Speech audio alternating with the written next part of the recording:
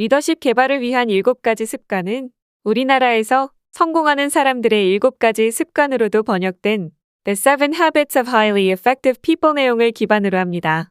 리더십 개발을 위한 네 번째 습관은 Think When.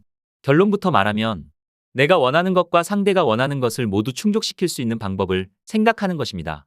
Think When은 The Seven Habits of Highly Effective People 프로그램이 아닌 다양한 곳에서 한 번쯤 들어본 말일 텐데요. 여기서 중요한 포인트는 Think, 생각입니다. 현실에서 항상 윈윈하는 결과를 만들어낼 수 없죠. 그러나 생각은 할 수 있습니다. 윈윈의 결과를 만들라는 의미라기보다 윈윈의 결과를 만들기 위해 생각하라는 뜻입니다. 세 번째 습관 영상에서 스티븐 코비 보셨죠? 한국에 방문했을 때 가까이에서 본 적이 있는데요. 키도 크고 꽤 건장한 분이셨습니다. 그런데 본인보다 훨씬 키도 크고 덩치도 큰 분과 팔씨름을 하면서 네 번째 습관을 설명합니다. 승패가 명확히 정해져 있는 팔씨름 게임을 하면서 어떻게 윈윈을 설명하는 건지 궁금하실 텐데요. 힌트는 상대방이 이길 수 있는 방법을 먼저 생각하는 것입니다.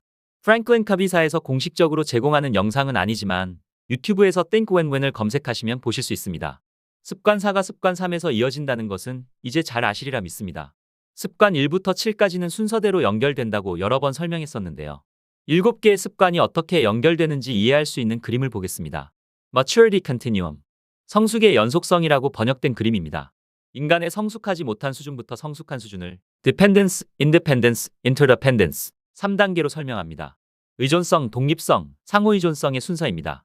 네 번째 습관은 독립성을 갖추지 않고 발휘하기 어렵다고 봅니다. 스티븐 코비는 책에서 이렇게 설명합니다. Public Victory, 대인관계의 승리라는 분야에 들어가기 전에 우리가 기억해야 할 것이 있다. 효과적인 상호의존성은 오직 진정한 독립성의 기반 위에서만 이루어질 수 있다는 점이다. 즉, Private Victory, 개인의 승리가 Public Victory, 대인관계의 승리에 선행한다. 조금 더 구체적으로 설명해 보겠습니다. 습관 1. Be Proactive에서는 멈추고 생각하고 선택하기를 강조했습니다. Stop, Think, Choose. STC 기억나시죠? STC가 습관이 된 사람은 어떤 일을 시작하기 전에 잠깐 멈춥니다. 그리고 끝을 생각하고 시작할 수 있습니다. 습관 2. Begin with the end in mind가 습관으로 개발됩니다. 막무가내로 덤비는 것이 아니라 일의 목적과 의미를 생각할 줄 압니다.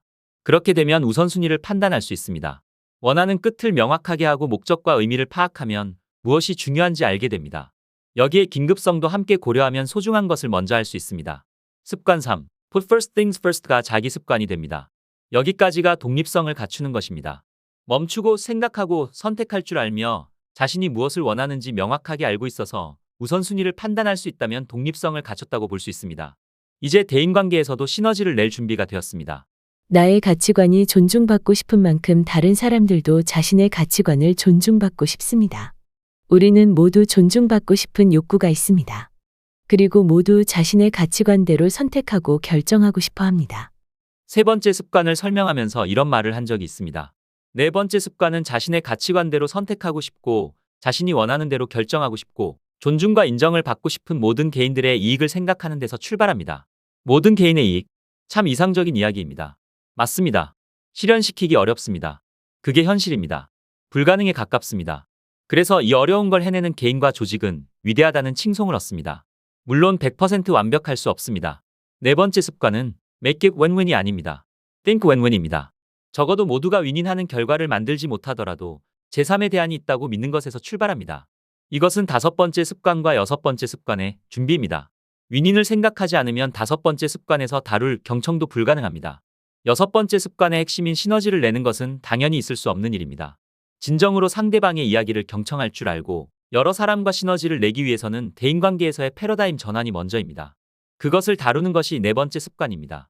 The Seven Habits of Highly Effective People 프로그램에서는 네 번째 습관을 잘 설명하기 위해서 대인관계의 패러다임을 6가지로 구분하고 있습니다. 참고로 Paradigms of Human Interaction이 대인관계의 패러다임으로 번역됐습니다. 첫 번째 패러다임, Win-Win, 승승의 패러다임. 두 번째 패러다임, Win-Lose, 승패의 패러다임. 세 번째 패러다임, Lose-Win, 패승의 패러다임. 네 번째 패러다임, Lose-Lose, 패패의 패러다임. 다섯 번째 패러다임, Win, 승의 패러다임. 여섯 번째 패러다임, Win-Win or No Deal, 승승이 아니면 무거의 패러다임. 첫 번째 패러다임부터 네 번째 패러다임은 승, 승, 승패, 패, 승, 패패 이렇게 앞뒤로 승패를 언급합니다. 여기서 앞에 글자는 자신을 의미하고 뒤에 글자가 상대방을 의미합니다. 승승은 나도 이기고 상대도 이기는 것을 말합니다. 승패는 나는 이기고 상대는 지는 것입니다. 마찬가지로 패승은 내가 지고 상대가 이기는 것입니다. 이긴다는 표현은 이익을 실현한다 또는 원하는 것을 얻는다로 볼 수 있습니다. 승승은 나의 이익과 상대의 이익이 모두 충족되는 것을 말합니다. 그리고 승승을 생각한다는 것은 나의 이익과 상대의 이익을 모두 충족시키는 것을 생각하는 것입니다. 다섯 번째 패러다임은 승입니다. 첫 번째부터 네 번째 패러다임과는 다르게 승 하나만 강조합니다. 다섯 번째 패러다임은 책에 이렇게 설명되어 있습니다. 승의 사고방식은 다른 누군가가 반드시 패배해야 한다고 생각하지 않는다. 이들에게 남의 일은 관심 밖이다. 이들이 중요하게 생각하는 것은 자신이 원하는 것을 얻는 것이다. 경합이나 경쟁 심리가 전혀 없는 경우라면 승의 사고방식은 매일 일어나는 협상 행위에서 가장 흔히 나타나는 접근 방식일 것이다. 승의 사고방식을 갖고 사는 사람은 자기 목적에 입각하여 모든 일을 생각하고 다른 사람도 그렇게 하도록 내버려 둔다. 익숙한 표현으로 굳이 더 설명해 본다면 승패의 패러다임은 이기주의라고 볼 수 있습니다. 그리고 방금 설명한 다섯 번째 패러다임, 승의 패러다임은 개인주의라고도 할 수 있습니다. 여섯 번째 패러다임은 win-win or no deal, 승승이 아니면 무거래 패러다임입니다. 이 패러다임에 대해서는 책에서 이렇게 설명합니다. 무거래는 양자에게 이익이 되는 해결 방안을 찾아내지 못한다면 서로의 의견이 다르다는 점에 동의한다는 것을 의미한다. 즉, 승승이 아니면 거래를 하지 않는다는 것을 의미한다. 이렇게 되면 어떤 기대도 생기지 않게 되고 어떤 계약도 성립되지 않는다. 또 누군가 다른 사람을 채용한다거나 특정한 과업을 함께 수행하지도 않는다. 그 이유는 우리가 가진 가치 혹은 목표가 서로 다르다는 사실이 분명하기 때문이다. 서로 기대를 갖기 때문에 두 당사자가 환상에서 깨어날 때 받게 되는 실망을 고려한다면 차라리 이 사실을 분명하게 확인하는 것이 훨씬 낫다. 무거래를 마음속에 아예 하나의 대안으로 결정한다면 오히려 자유로움을 느낄 것이다. 여섯 번째 패러다임은 꽤 쿨한 느낌이 듭니다. 서로에게 이익이 되지 않는다면 거래하지 않는다? 여러분은 어떠신가요? 너무 매정하게 느껴지나요? 이 패러다임은 연인에게도 적용됩니다. 더 이상 두 사람이 모두 행복하지 않다면 헤어질 수도 있는 거죠. 물론 서로에게 이익이 되지 않는다는 것에 동의해야 하는데 어느 한 사람이 동의하지 못하고 집착할 수도 있죠. 상대의 소중한 것을 인정하지 못하는 사람은 성숙하지 못한 사람입니다. 자, 이제 6가지 패러다임을 모두 살펴봤습니다. 그렇다면 6가지 패러다임 중에서 윈윈의 패러다임만 바람직한 걸까요? 이 물음에 스티븐 코비도 그때의 상황에 따라 다르다고 답합니다. 그러나 장기적인 관점에서는 윈윈 패러다임이 가장 바람직하다고 주장합니다. 다른 패러다임은 단기적으로 만족스러울 수 있지만 장기적으로는 패배의 결과를 낳을 가능성이 높기 때문입니다. The Seven Habits of Highly Effective People의 첫 번째 습관부터 세 번째 습관은 개인 차원의 리더십을 다룬다고 했습니다. 네 번째 습관부터는 대인관계를 다룬다고 했는데요. 시너지를 내는 대인관계를 위해서 어떤 태도를 가져야 하는지 감이 잡히셨나요?